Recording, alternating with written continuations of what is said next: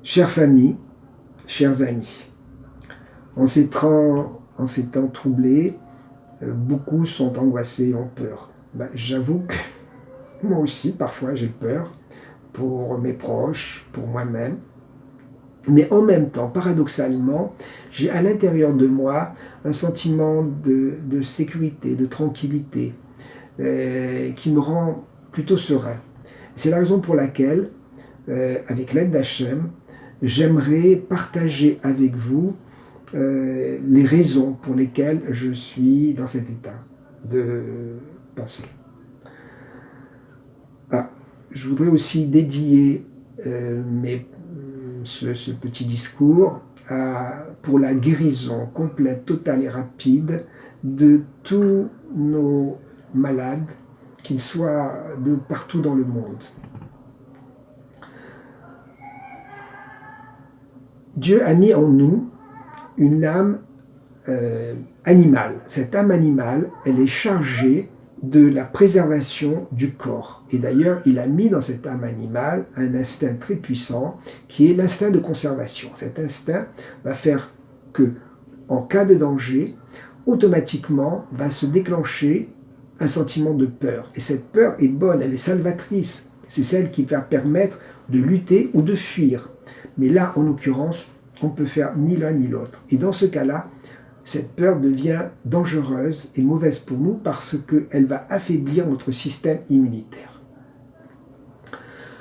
Il y a aussi à l'intérieur de notre corps une autre âme qui s'est fusionnée avec la précédente, qui est l'âme divine. Et l'âme divine, c'est notre identité réelle, c'est notre moi vrai, notre vrai moi. C'est une partie d'Hachem qui est éternelle. Et cette âme, elle est beaucoup plus confiante, joyeuse, pleine d'amour. Et vous savez pourquoi? Eh bien parce qu'elle connaît l'histoire de l'origine, des origines.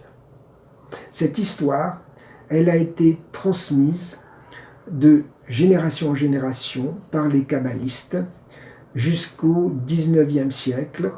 Et à partir de là, elle s'est diffusée parmi les gens qui ne sont pas initiés à la Kabbale. Je vais essayer de schématiser et résumer l'essentiel, enfin en tout cas pour ce qui nous intéresse, de cette histoire. Voilà, il y a très longtemps, avant que l'univers n'existe, il y a très longtemps, il n'y avait que Hachem et les âmes qu'il avait créées. Et ces âmes, elles étaient dans un état de béatitude permanent. Mais un jour, alors là je vais, avec votre permission, ouvrir un petit dialogue imaginaire entre Dieu et les âmes. Dieu sont allés voir les âmes et ont dit « On ne veut plus recevoir tes bienfaits. » Ah bon? Oui, parce que on ne les mérite pas. Alors on a honte, on voudrait les mériter. Et on voudrait apprendre aussi à donner comme toi tu donnes. Dieu réfléchit et dit, bon, puisque c'est ainsi, je vais créer un monde matériel dans lequel vous allez pouvoir arriver à ce que vous voulez. Ce monde matériel ne sera caché de moi. Je serai caché, vous ne pourrez pas me voir. Et ce monde matériel sera constitué de différentes créatures, des plantes, des animaux et des êtres humains. Et vous allez vous incarner à l'intérieur du corps de ces êtres humains. Et vous allez vivre, grâce à cela, une vie humaine, une vie terrestre, avec toutes ces expériences. Mais ça va être très difficile pour vous, je vous avertis. Ça va être difficile d'abord parce que j'ai créé des lois pour maintenir ce monde en état, et l'une de ces lois, c'est la loi de cause et effet, qui veut dire tout simplement que vous allez récolter ce que vous sèmerez. Si vous semez du bon, vous récolterez du bon. Si vous semez du mauvais, vous récolterez du mauvais. L'autre difficulté va être que dès que vous allez vous incarner, vous allez complètement, mais complètement oublier qui vous êtes, d'où vous venez et pourquoi vous êtes là. Et vous allez vous identifier complètement au corps physique, matériel, dans lequel vous êtes incarné. Et vous allez, grâce à ça, vivre des expériences terrestres. Et vous allez aussi devoir lutter contre... D'abord, vous allez devoir lutter contre les pulsions qui sont inhérentes à ce corps terrestre, qui sont des pulsions animales, c'est-à-dire le désir de recevoir pour soi-même, le refus de partager, les pulsions négatives de colère, de jalousie, de haine, d'avarice, qui sont inhérentes à cela. Et vous allez devoir apprendre à résister à cela, à lutter contre cela, en résistant. Mais vous devrez aussi lutter contre votre sentiment de croire que les épreuves que vous allez avoir, et vous allez en avoir, que ces épreuves de la vie sont dues au hasard ou alors, et surtout, à l'autre, et que c'est la faute de l'autre que vous avez ces problèmes. En fait, vous devrez apprendre à comprendre par une introspection que tous les problèmes que vous avez ne proviennent que de vous-même. C'est la loi de cause et effet. Donc, en luttant contre ces différents facteurs, vous allez petit à petit acquérir des mérites. Et ces mérites vont vous permettre d'apprendre à donner. Je ferme le dialogue. Alors vous allez me dire, mais là, Michel, c'est un conte là que tu nous racontes. Ben non, détrompez-vous. C'est vraiment, vraiment la réalité. Et ce qui semble être vrai pour nous, à nos yeux, n'est qu'une illusion. Nos maîtres déjà disaient, il y a des millénaires, attention, vous vivez dans un monde d'illusions. Mais en quoi est-ce une illusion? Quand quelqu'un a une détresse, Dieu nous préserve, détresse respiratoire, est-ce que c'est une illusion, ça? C'est pas une illusion, c'est la réalité. Oui, c'est vrai. Mais ça se passe dans un niveau de réalité, le nôtre. Je m'explique. Imaginez un satellite qui tourne autour de la Terre et qui filme la Terre. Ce qu'on va voir, c'est une magnifique boule bleue, c'est l'image de la Terre vue du satellite. Mais si on fait un zoom, au fur et à mesure qu'on se rapproche de la Terre, on va voir les océans, puis les continents, puis ensuite des pays, et en continuant le grossissement, des villes, puis ensuite des maisons, des rues dans lesquelles il y aura des habitants qui vont vaquer à leurs occupations. Ça, c'est permis grâce au zoom. Le problème est que notre œil humain qui nous donne la vision de la réalité n'a pas de zoom, c'est-à-dire de zoom intérieur profond. Tout est constitué de... Tout notre univers est matériel. Mais on n'arrive pas à voir à l'intérieur de ce matériel, de la matière.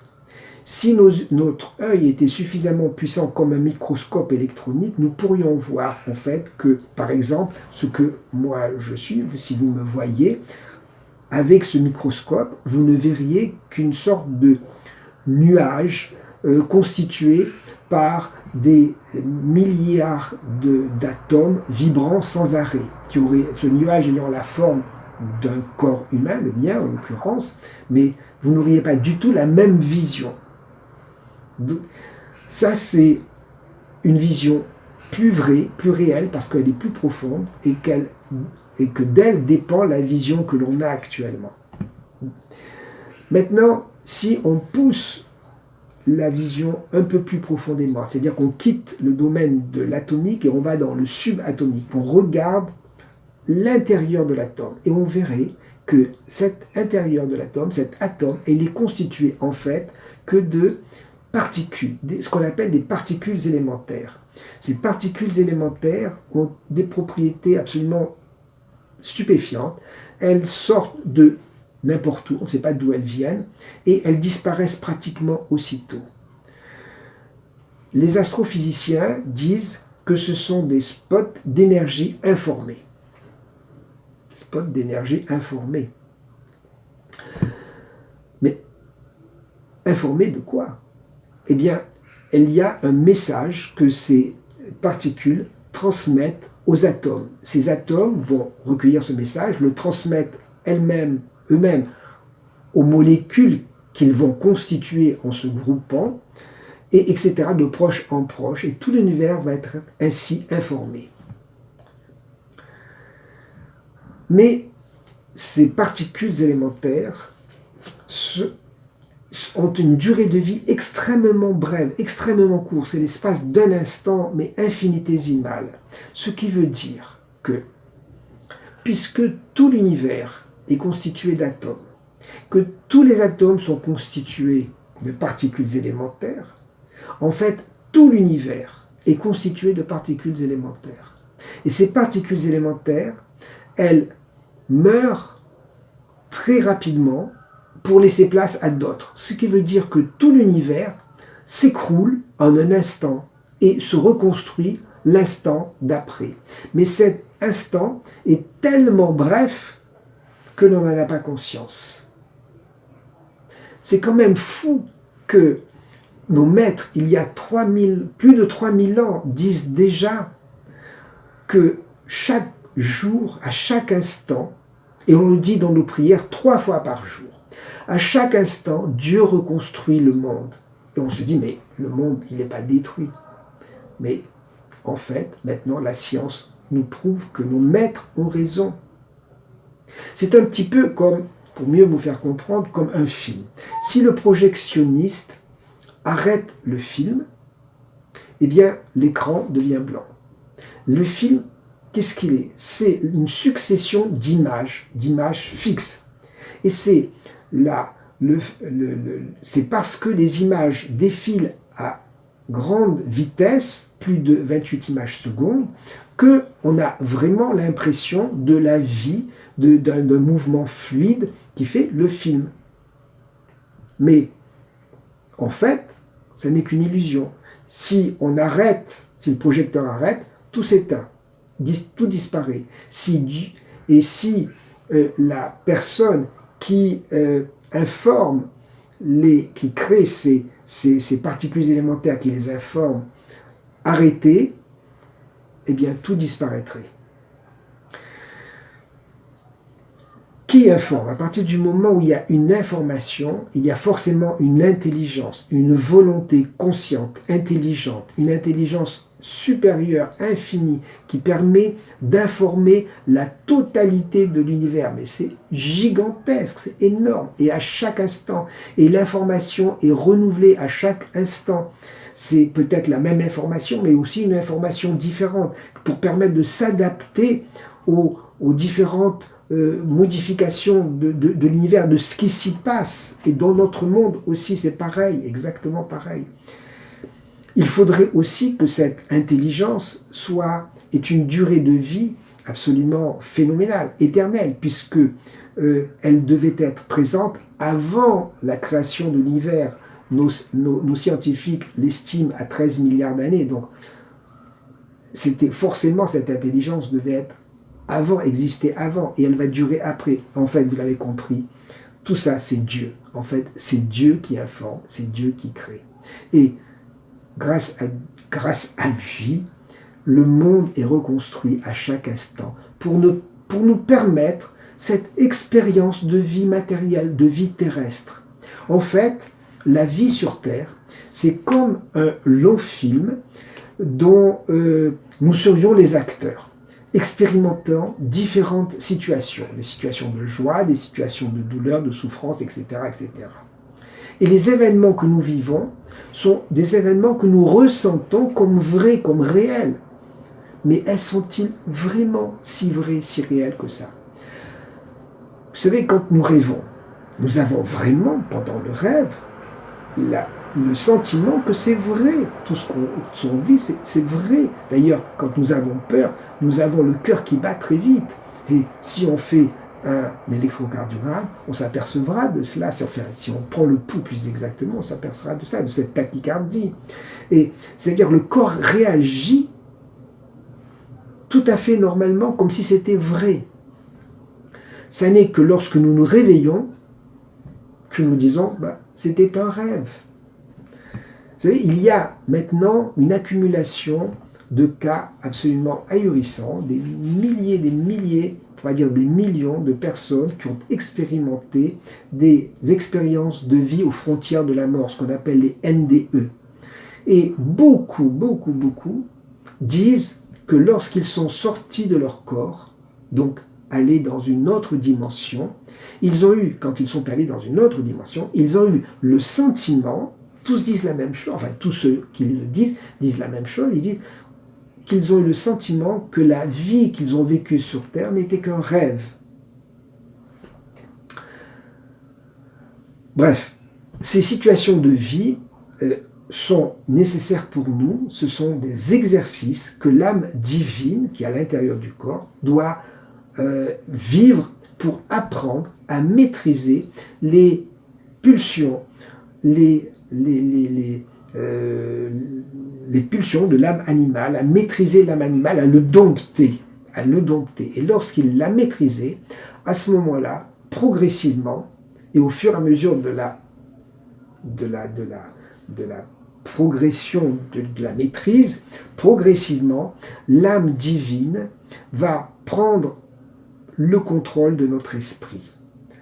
Et grâce à cela, elle va pouvoir permettre au corps physique d'exprimer ce que l'âme divine contient, c'est-à-dire tous les attributs de Dieu, la compassion, la patience, le pardon, le don gratuit.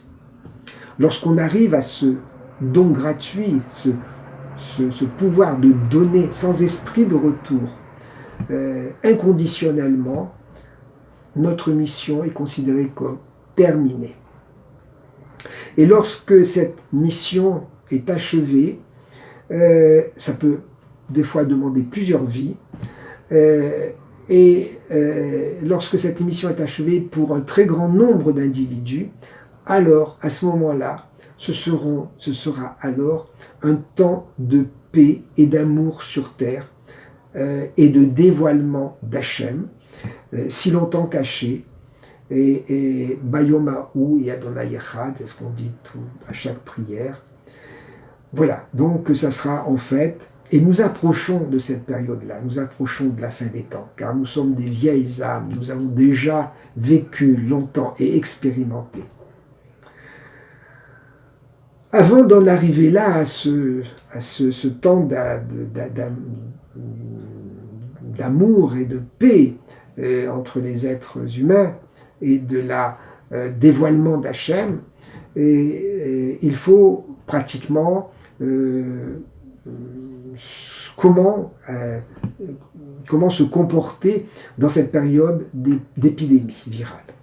Alors, je vais essayer de retirer quelques points essentiels de ce que j'ai dit. D'abord, il faut bien méditer, réfléchir à ce que j'ai dit et méditer, ne pas rejeter ça en disant que c'est un conte, pas du tout. Et il faut se rendre compte que nos sages qui ne se trompent pas, toutes les prévisions, toutes les prophéties des sages se sont révélées exactes. Et nous sommes à la fin de la dernière prophétie qui est en train de se réaliser sous nos yeux. Réveillons-nous, sous nos yeux, nous voyons la fin de la dernière prophétie qui est en train de se réaliser. Donc, nos sages ont dit, il faut leur faire confiance, ont dit la mitzvah la plus importante de la fin des temps, la plus importante, celle qui vraiment nous rapportera le plus de bénéfices vis-à-vis d'Hachem et vis-à-vis de notre âme, c'est la confiance en Dieu, c'est l'émouna. Donc, ce que je vous dis, il faut vraiment le tenter de l'étudier pour que vous en soyez vraiment convaincus. Ça, c'est essentiel.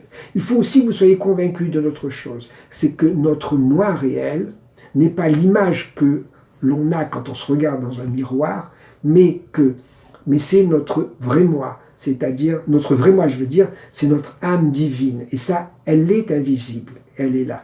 Elle est invisible, mais c'est notre notre identité réelle. C'est pas autre chose.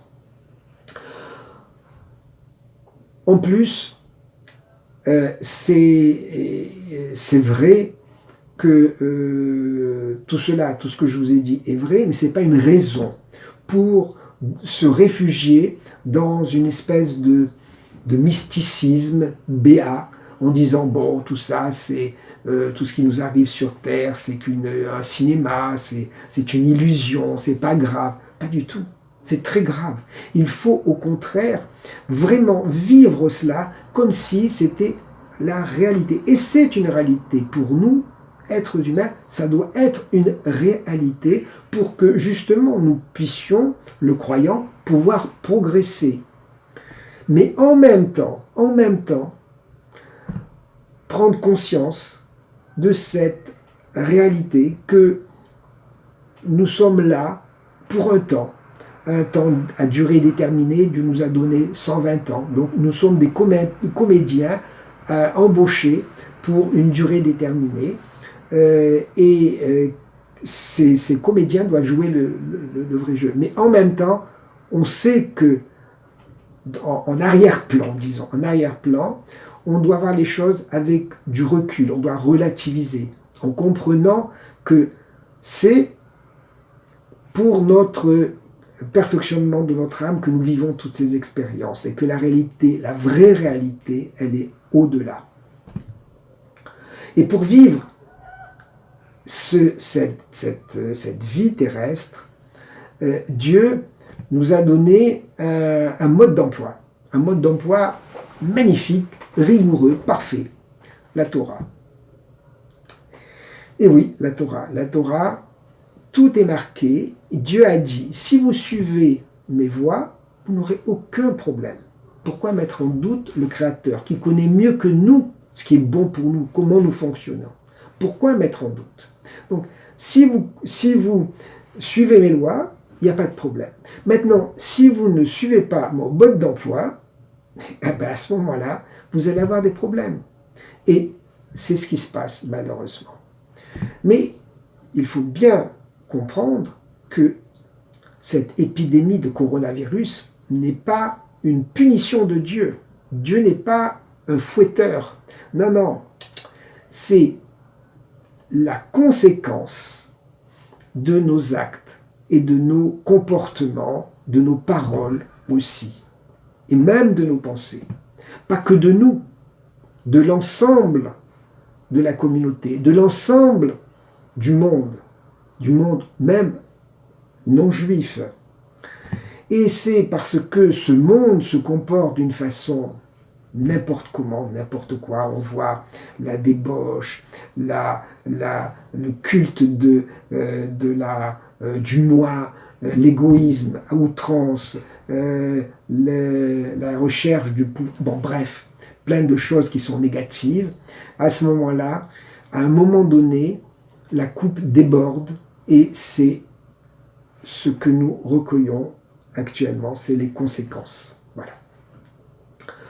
Enfin, il ne faut pas croire que pour éradiquer cette épidémie, les médecins sont les maîtres.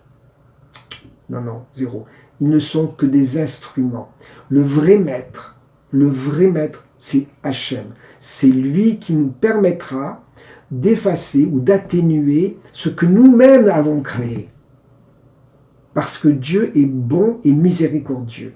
Mais pour cela, il faut que nous lui demandions pardon, que nous revenions vraiment à lui, sincèrement, et que nous essayions de faire ce qu'il nous demande, et surtout de le prier. Dieu, je t'en supplie, pardonne-nous nos fautes, protège-nous, nous regrettons, protège-nous, guide-nous vers toi.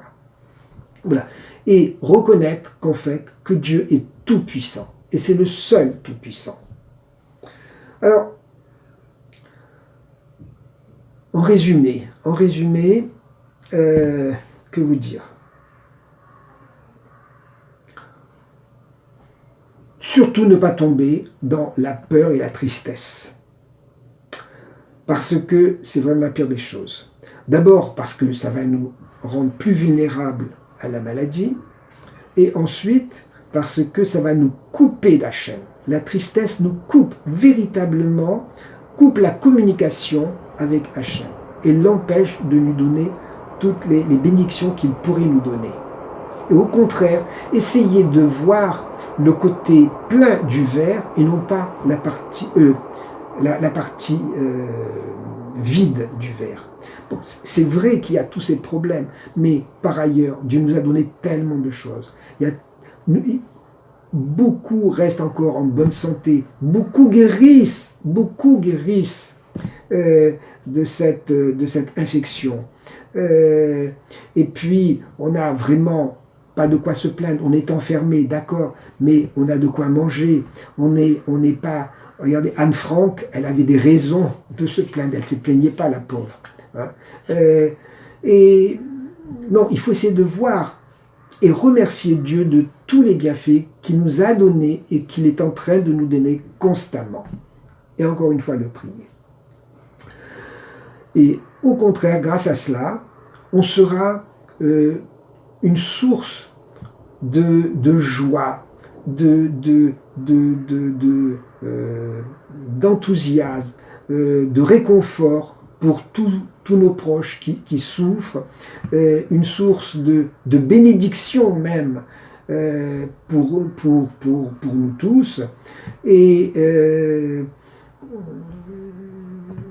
grâce justement à cette connexion indirecte que l'on fait avec Hachem. Voilà, chers amis, ce que je voulais vous dire en cette veille de Shabbat et en ces débuts de mois. Je vous souhaite un Shabbat Shalom de paix, de santé, de sérénité, de joie, qu'on n'entende parmi nous que des cris de joie et d'allégresse. Et si Dieu veut, qu'on puisse passer les fêtes de Pessah en famille, tous réunis, et que nous soyons délivrés grâce à nos prières et à notre foi, à notre émouna de cette horrible épidémie. Shabbat Shalom et bon mois. Rosh Chodesh Tov. Torah Box, c'est la diffusion chaque jour de cours de Torah variés et innovants, adaptés à chacun. Grâce à une équipe investie et désireuse de diffuser la Torah à son peuple, des cours sont enregistrés chaque jour en studio, puis montés et diffusés. Avec des rabbinim de haut niveau, sur tous les sujets de la vie juive, paracha, pensée juive, halakha, couple, éducation, émouna, histoire juive. Et chaque semaine, une histoire exceptionnelle à raconter le Shabbat. De nouvelles émissions et débats innovants qui confrontent Torah et actualité. Des concepts de vidéos qui expliquent la halakha de manière ludique, divertissante et accessible. Et des programmes de Torah pour nos enfants. Torah Box, c'est du judaïsme sur mesure pour vous.